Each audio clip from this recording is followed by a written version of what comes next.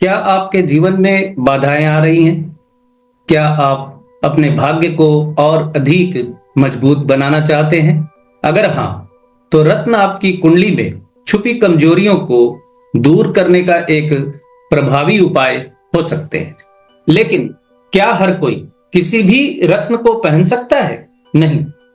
ज्योतिष में रत्नों का चयन बहुत सोच समझकर करना पड़ता है। आज के इस वीडियो में हम जानेंगे कि कौन सा रत्न किस ग्रह से जुड़ा है, कैसे सही रत्न का चुनाव करें और किन गलतियों से बचना चाहिए। तो स्वागत है आप सभी का मेरे YouTube चैनल पर। मैं सिद्धांत सहगल, वैदिक एंड केपी एस्ट्रोलॉजर। रत्न और उनके ग्रह। हर ग्रह का एक विशेष रत्न होता है जिसे पहनने से वह ग्रह मजबूत होता है। आइए जानते हैं कौन सा ग्रह किस रत्न से जुड़ा है। सूर्य। सूर्य आत्मविश्वास, नेतृत्व और यश का कारक है। अगर सूर्य कमजोर हो तो माणिक्य धारण करने से आत्मविश्वास बढ़ता है और सरकारी क्षेत्र में सफलता मिलती है। माणिक्य को अंग्रेजी में रूबी कहा जाता है। चंद्रमा यानी मोती। चंद्रमा मन, भावनाएं और मानसिक शांति का प्रतिनिधित्व करता है।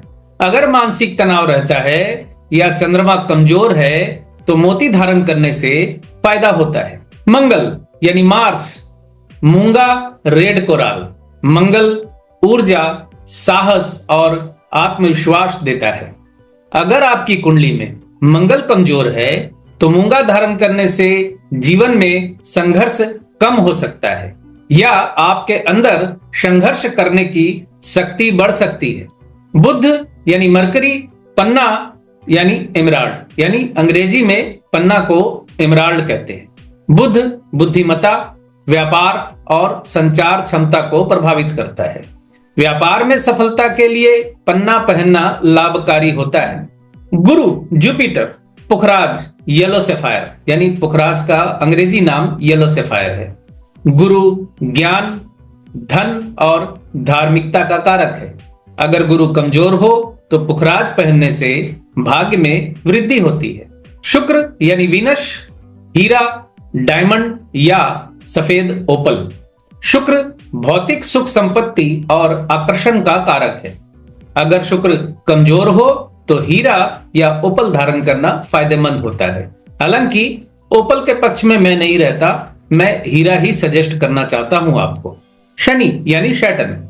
नीलम, अंग्रेजी में इसे ब्लू सैफायर कहते हैं। शनि कर्म फल दाता ग्रह है और इसके सही प्रभाव से सफलता और स्थिरता मिलती है। अगर शनि मजबूत करना हो तो नीलम पहन सकते हैं, लेकिन इसे बहुत सावधानी से धारण करना चाहिए। राहु गोमेद, हेसोनाइट, गार्नेट, अंग्रेजी में कहते हैं गोमेद। अगर राहु आपकी कुंडली में समस्या दे रहा है तो गोमेद धारण करने से नकारात्मक ऊर्जा से बचा जा सकता है। केतु लहसुनिया और अंग्रेजी में इसे कहते हैं कैट्स आई। केतु आध्यात्मिकता और रहस्यमयी शक्तियों का कारक है। अगर केतु परेशानी दे रहा हो तो लहसुनिया पहनना लाभदायक हो सकता है। शत्रुओं से बहुत ज्यादा परेशान अगर आप हैं तो लहसुनिया यानी कैट्साई पहनना आपके लिए लाभदायक हो सकता है। अब समस्या यह है कि कैसे चुने सही रत्न।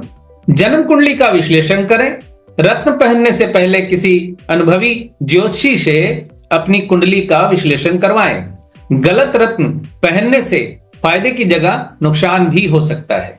रत्न की शुद्धता पर ध्यान दें। असली और शुद्ध रत्न ही प्रभावी होते हैं। बाजार में नकली रत्नों की भरमार है, इसलिए प्रमाणित स्रोत से ही रत्न खरीदें, यानी जिस पर आपका भरोसा है उसी से रत्न खरीदें। रत्न की धारण विधि सही हो। हर रत्न को सही मंत्रों के साथ शुभ मुहूर्त में धारण करना चाहिए और रत्न धारण आपको हमेशा शुक्ल पक्ष में करना चाहिए। गलत रत्न पहनने के दुष्प्रभाव। अगर बिना ज्योतिषीय परामर्श के गलत रत्न पहन लिया जाए तो ये आपके जीवन में समस्याओं को बढ़ा सकता है। जैसे गलत रत्न आर्थिक संकट बढ़ा सकते हैं, मानसिक अस्थिरता और चिड़चिड़ापन आ सकता है, पारिवारिक और दाम्पत्य जीवन में अशांति हो सकती है। इसलिए बिना ज्योतिषीय सलाह के कोई भी रत्न ना पहने। रत्न केवल एक उपाय है, लेकिन इनका सही उपयोग तभी होता है जब ये आपकी कुंडली के अनुसार हो। इसलिए किसी भी रत्न को पहनने से पहले एक योग्य ज्योतिषी से परामर्श अवश्य लें। अगर आपको ये वीडियो पसंद आया तो इसे लाइक और शेयर जरूर कीजिए। और जो मित्र पहली बार जुड़ रहे हैं, पहली बार मुझे सुन रहे हैं, गंभीर ज्योतिष की तलाश में हैं, ज्योतिष को गंभीरता से सीखना या समझना चाहते हैं, तो मेरे चैनल को जरूर सब्सक्राइब करें। और जो मित्र मुझसे जुड़े हुए हैं महीनों से, सालों से और दशकों से, उन सभी का बहुत बहुत धन्यवाद।